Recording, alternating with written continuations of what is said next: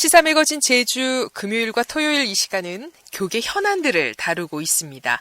자, 매주 금요일 이 시간은 기후 위기, 여러 환경 문제들을 기독교적인 가치관으로 바라보고 또 실천 가능한 노력들을 얘기해보는 지구 돌봄 프로젝트 코너로 함께 하는데요. 자, 오늘도 기독교 환경교육센터 산림의 지도위원을 맡고 있는 이미 박사와 함께 합니다. 박사님 안녕하세요. 네, 안녕하세요. 자, 며칠 지났지만 3월 22일이 세계 물의 날이었어요. 네. 세계 물의 날에서 좀 얘기해 주실까요? 네, 아주 간단하게만 말씀드릴게요. 세계 물의 날은 1992년에 제정되었어요. 그리고 네. 그 이듬해부터 시행됐는데 세계 물의 날에는 모두를 위한 물이라는 제목을 가진 보고서가 발표됩니다. 네. 그래서 거기 있는 통계 자료들을 우리가 다 볼 수 있고요. 물 포럼, 물 세미나, 물 캠페인 등도 다 같이 열리게 돼요. 세계 물의 날은 요약하면 깨끗한 물, 건강한 물에 대해서 생각을 많이 하고 그 생각들을 한데 모으는 날이라고 보면 좋을 것 같습니다. 네. 자, 물이 얼마나 중요하길래 이렇게 정했을까 싶기도 한데 실제적으로 사람한테 인체에 물이 굉장히 중요하잖아요. 그럼요. 제가 어떤 의학신문에서 읽은 내용인데요. 네. 의사분들은 인간의 생존 한계에 대해서 일명 333 이렇게 이름을 붙여서 설명을 하고 있는데요. 네. 공기가 없으면 3분, 물이 없으면 3일, 음식이 없으면 3개월이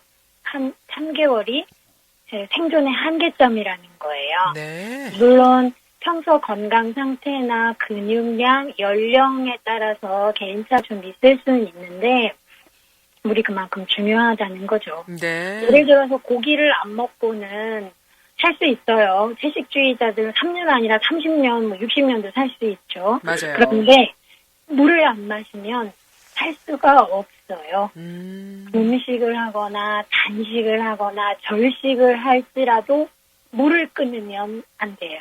그 정도로 물이 우리에게 중요하다라는 건데, 자, 지금 성경에서는 이 물을 어떤 의미로 또 물의 중요성에 대해서는 어떤 메시지를 담고 있는지도 좀 알려주세요. 네, 한 가지만 말씀드릴게요. 시간도 많지 않으니까. 창세기 21장에 보면은 아브라함의 종들이 판 우물을 아비멜렉이라는 사람의 종들이 빼앗은 소리가 나와요. 네. 이때 아브라함이 아비멜렉에게 항의를 합니다. 그랬더니 아비멜렉이 난 모르는 일이야. 우리 종들이 했지. 이런 식으로 어영부영 그냥 넘어가요. 네. 그러자 아브라함이 앞으로 우물 분쟁이 재발하지 않으려면 우리가 계약을 맺는 게 좋겠다. 제안을 해요. 네. 그래서 두 사람이 계약 언약을 세우게 되죠. 이때 아브라함이 양과 소를 가져와서 아비멜렉에 건네줍니다. 그런데 좀 독특한 행동을 해요. 어린 암양 7마리를 이렇게 따로 세서 분류해서 놓는 거예요. 아비멜렉 눈에도 좀 뭐지 싶었나 봐요. 그래서 네. 왜 그렇게 하느냐 물었겠죠. 그랬더니 아브라함이 이렇게 대답을 합니다. 이 양들이 내가 판 우물이라는 거를 증거할 것이다. 이 장면을 한번 머릿속으로 한번 그려보세요. 양과 소가 이렇게 무리지어 있는데 네. 어린 암양 7마리를 아브라함이 아주 신중하게 골라내는 장면을 떠올려 보세요. 네. 그만큼 아브라함에게는 물이 진심인 거예요. 아주 성의 있게 대해야 하는 어떤 대상인 거죠. 네. 반면에 아비멜렉은 물이 이렇게 되든 저렇게 되든 별로 큰 대수롭지 않다고 생각하는 거예요. 한마디로 그냥 물에 대해서 대충인 거죠. 네. 그 반면에 아브라함은 아주 진심으로 물을 대해요. 물이 중요하다는 것을 아주 명확하게 인지하고 있기 때문이거든요. 그렇군요. 그러니까 우리가 물에 대해서 어떤 태도를 가져야 할지 답이 이미 나와 있다고 볼 수 있겠죠? 그래요. 특별히 이스라엘 같은 경우는 이제 사막 지역이 많다 네. 보니까 물이 더 귀하잖아요. 그렇죠. 근데 우리나라는 그 정도로 물이 부족한 나라는 아니라는 생각도 드는데 우리나라의 물 문제 어떤 것들이 있을까요? 네, 물이 귀하고 희귀하고 찾지 못하고 찾을 수 없고 이런 문제는 우리나라에는 없는데요. 네.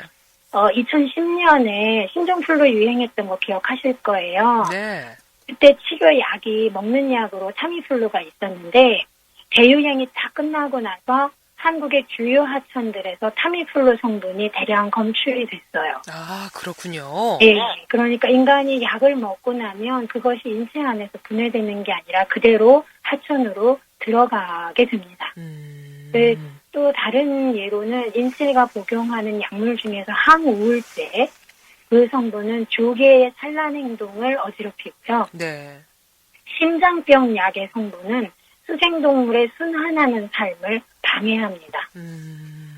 그렇군요. 그러니까 우리가 섭취한 화학 물질이 하천으로 흘러간다는 걸 우리가 막연하게 지금 생각은 했는데 솔직히 뭐 지금 방송 들으시는 분들 깊이 생각해 본 적 없으실 것 같거든요. 얼마나 심각한가요? 우리가 먹는 약의 50%, 많게는 70%까지 하천에 그대로 들어간다고 보면 네. 문제 없을 거예요. 그렇게 상상해 보시고요. 식품에 온갖 첨가물들이 들어가는데 이거 다 화학 성분이죠. 이것들도 인체를 통과해서 그대로 하천에 갑니다. 네. 먹는 것뿐 아니라 주방세제, 세탁세제, 화장품, 햇빛 차단제, 살충제, 여기 들어있는 화학 성분들도 다 하천으로 들어가요. 그것만이 문제가 아니라 더 큰 문제가 있어요.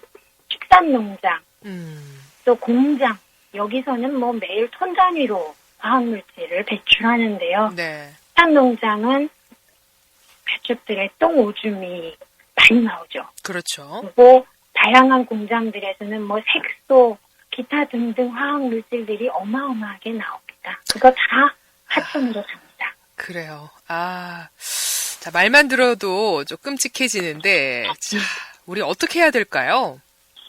우선 약을 오남용하지 않는 것.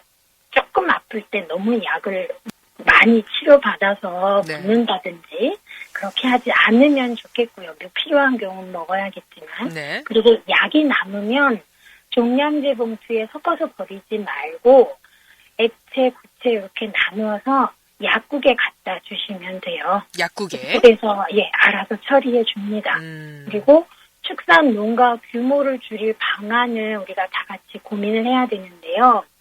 아마도 육식 인구가 줄어들면 육식을 공급하는 축산 농가의 규모도 감소하게 될 거예요. 그래서 그 고기를 갑자기 막 줄여라 그러면은 그것도 기쁨 중에 하나인데 한날 한시에 다 끊을 수도 없고 그렇겠죠. 네. 그렇지만 단계적으로 줄여갈 수는 있다. 사실은 시중에 나와 있는 고기 중에 그냥 버려지는 고기들도 많거든요. 네. 고기라고 표현할 수밖에 없지만 어쨌든 또 생활 필수품에 유해 화학물질이 들어간 게 너무 많아요. 그런 것도 좀 줄여달라고 기업에 요구할 수 있어요. 네. 만약에 필요하다면 보이콧 같은 거를 해서라도 우리 건강을 위해서, 우리 실존, 생존을 위해서 그런 행동을 좀 집단적으로 벌일 네. 수도 있겠죠. 그래요. 자, 물이 얼마나 중요한지 또 생각하게 되는데, 특히 이제 우리나라 같은 경우는 지난 2011년 일본 후쿠시마 사고 이후에 일본에서 그 후쿠시마 방사능 오염수를 내년부터인가요? 바닷물에다가 배출하겠다고 공표를 했잖아요. 네. 이것도 지금 물 문제하고도 직결될 것 같은데요. 당연하죠. 굉장히 큰 일이에요. 그래서 우리 정부뿐만이 아니라 세계 각국 정부가 일본에 아주 공개적으로 우려를 표명을 했어요. 그런데 우려 표명만 하는 거로는 약하죠. 일본 사람들이 어떻게 하고 있는지 예의주시해야 됩니다. 정부가 혹시 감시를 소홀히 하면 우리라도 감시를 해야죠. 가만히 앉아있으면 쟤네가 괜찮은가 보네 하고 생각할 수 있어요. 그래서 이 주제를 국내외에 이슈로 띄워야 됩니다. 우리나라 정치인들뿐 아니라 전 세계 정치인들이 이거 신경 쓰지 않으면 귀가 너무 따갑다. 얼른 처리해야겠다. 이렇게 마음먹을 때까지 끝없이 언급을 해야 됩니다. 네. 우리 기독교인들이 잘 아는 내용일 텐데 누가복음에 재판관을 찾아가서 끈기 있게 호소하는 과부 이야기 아시지요? 있는데요. 네. 바로 그 과부가 우리의 모델이 되면 참 좋겠습니다.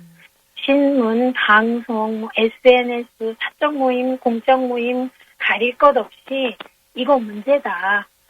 계속해서 말해서 이슈로 만들면 좋겠어요. 네. 그렇게 이슈로 만들어서 건전한 토론을 어디에서든지 벌일 수 있는 것. 그게 민주주의 국가가 하는 일이죠. 네. 네. 자, 지구 돌봄 프로젝트. 자, 오늘은 물에 대해서 얘기 나눠봤습니다. 자, 오늘 말씀 여기까지 듣고요. 다음 주 금요일에 또 뵙겠습니다. 고맙습니다. 네, 고맙습니다. 네, 지금까지 기독교 환경교육센터 산림의 이인미 지도위원이었습니다.